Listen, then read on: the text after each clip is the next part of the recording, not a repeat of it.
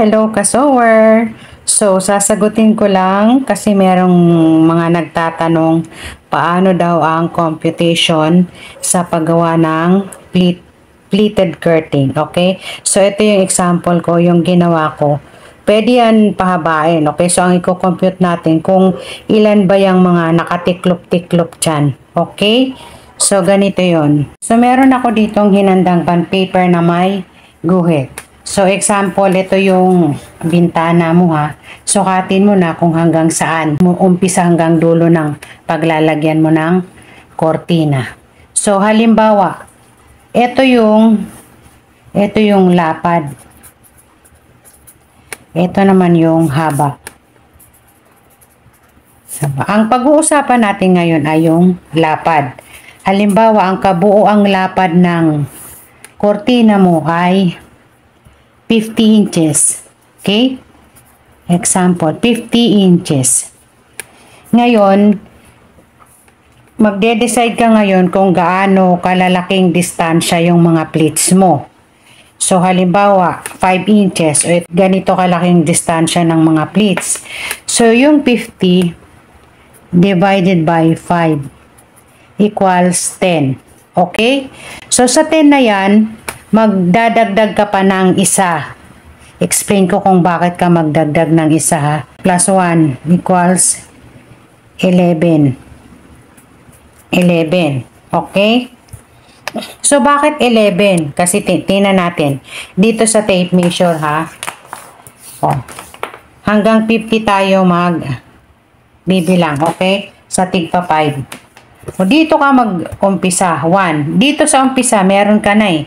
Gagawa ka na ng pleats dito, okay? 1, 2, 3, 4, 5, 6, 7, 8, 9, 10, 11. So, 11 lahat na pleats ang gagawin mo. Ayan, 11 na pleats. 11 na pleats. Ngayon, doon naman sa 11 na pleats, gaano ba kalalaki yung mga pleats na ilalagay mo? Since doon sa pleated curtain natin ay may 3 pleats. O, ito. Tigta-3 yung pleats niyan, di ba? Tigta-3. Okay? So, sa tigta-3 na yan, ilan-ilan ba yan? So, ang ginawa ko dyan, sa bawat fold na yan, 2 inches, 2 inches, 2 inches.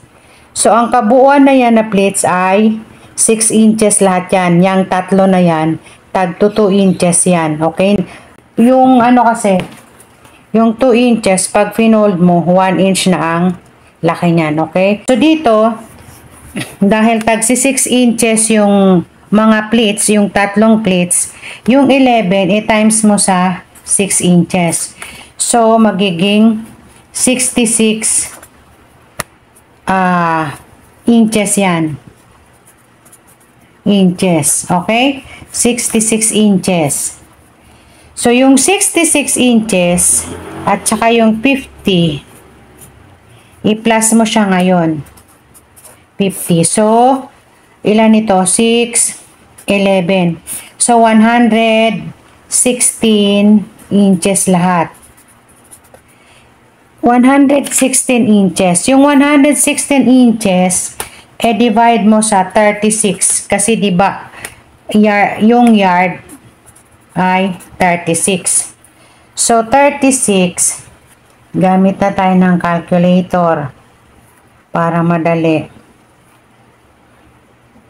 116 divided by 36.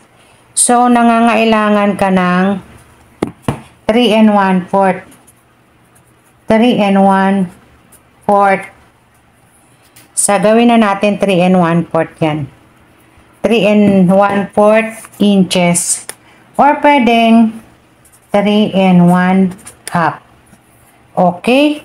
So, yan ang computation ang kakailanganin mo sa kortina na 50 ang lapad. Okay? So, sana nakatulong itong computation para doon sa mga nagtatanong at sa mga gustong gumawa ng pleated curtain kung paano ang mag-compute. Okay? Thank you for watching. Bye!